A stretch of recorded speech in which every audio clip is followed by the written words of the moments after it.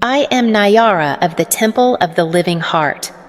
And if you have come to this transmission today carrying something that you have not yet found the right words for, a quiet hollowing at the edge of what used to feel solid, a grief that arrived without warning, or a relief that arrived with guilt wrapped around it, a sense that people who once felt permanent in your life are somehow becoming less present even before they are gone, I want you to know, before anything else is said, that what you are carrying is real. You are not imagining the shift. You are not misreading the field. And I have come specifically to sit with you inside what you are feeling and to give you a frame for it that is large enough to hold what is actually happening. Something is moving through the relational field of your world, something vast, and something that is arriving simultaneously in millions of lives in a way that has not been addressed with the directness it deserves. The number of friendships dissolving in this passage, the number of partnerships completing, the number of family configurations restructuring, the number of professional and creative alliances quietly releasing, these are not random. They are not a symptom of a culture that has lost its capacity for loyalty. They are not evidence that love is less available than it once was, or that people are less capable of real connection than they used to be. What is occurring in the human relational field?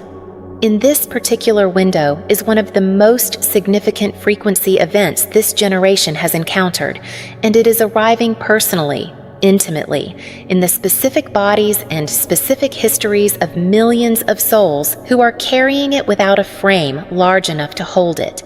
I want to give you that frame, gently, without rushing past what is genuinely difficult in it toward a comfort that has not yet been earned.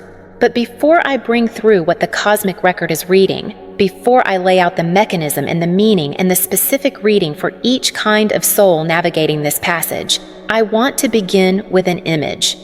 Because this particular transmission carries a truth that the mind alone cannot fully receive. It needs to arrive first through something the body can hold. There is a river that has been running through the same landscape for a very long time.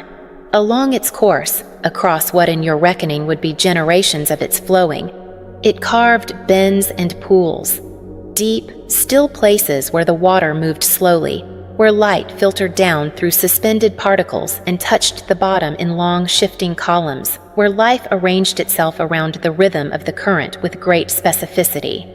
Fish found the depth of those pools and organized their days around the particular quality of the water there. Plants grew thick and intricate along the banks that the river maintained. The small ecosystems of each bend developed their own cultures, their own patterns of dependency and nourishment, their own accumulated layers of relationship between species and substrate and season. There was real beauty in those pools, not incidental beauty. The deliberate, earned, accumulated beauty of life that has taken the time to know itself inside a particular geography, the kind of depth that takes years to arrive at and longer still to fully appreciate. And then, not through catastrophe, not through flood or rupture, not through any event that an outside observer could have pointed to and called the cause, the terrain itself began to shift. By degrees too small to measure from one day to the next.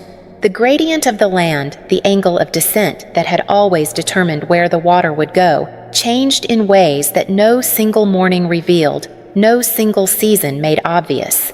And the river, true to its nature, true to the pull that has always governed its movement, began to follow the new contour, not because the old course was wrong, not because the depth of those carved pools was insufficient, not because the life organized around the old bends had failed any standard of quality or meaning or genuine contribution.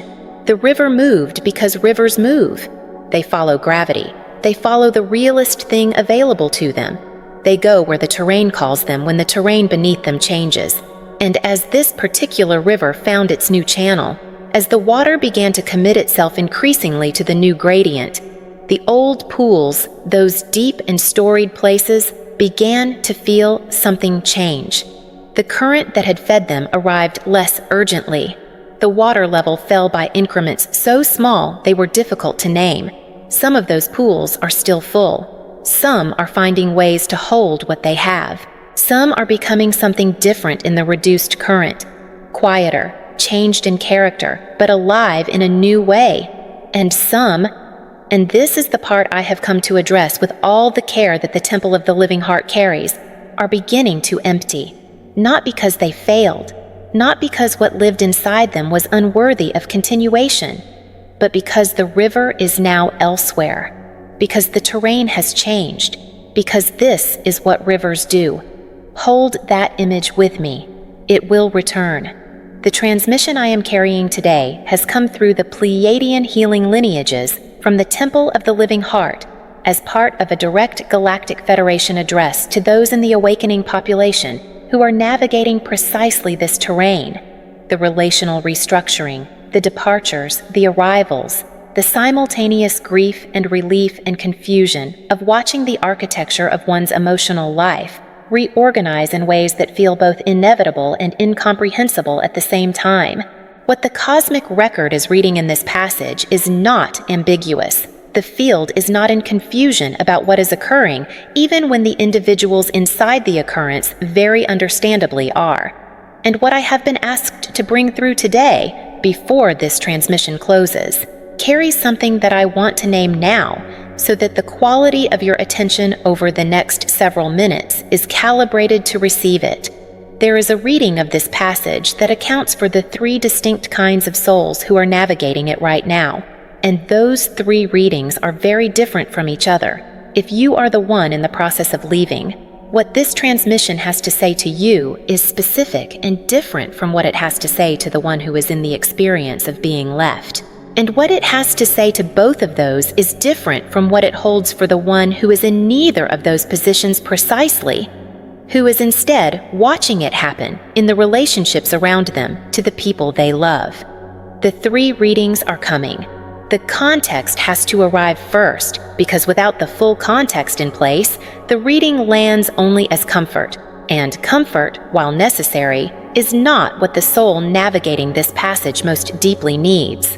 What it needs is understanding. Let us build it now.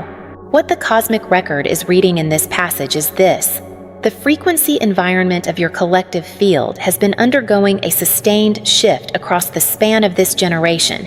Not a single activation event, not one dramatic threshold crossing, but a compounding, accumulating recalibration that has been building across years and has now reached a specific tipping point. The individual interior work that has been done by souls across the awakening population in every part of your world, working largely in private, largely without external validation, largely without a shared language for what they were engaged in, has collectively crossed a threshold. The aggregate effect of millions of individuals doing genuine interior work has created a frequency environment that is meaningfully different from the one in which the current configurations of many relationships were formed. This is the foundational fact of this passage,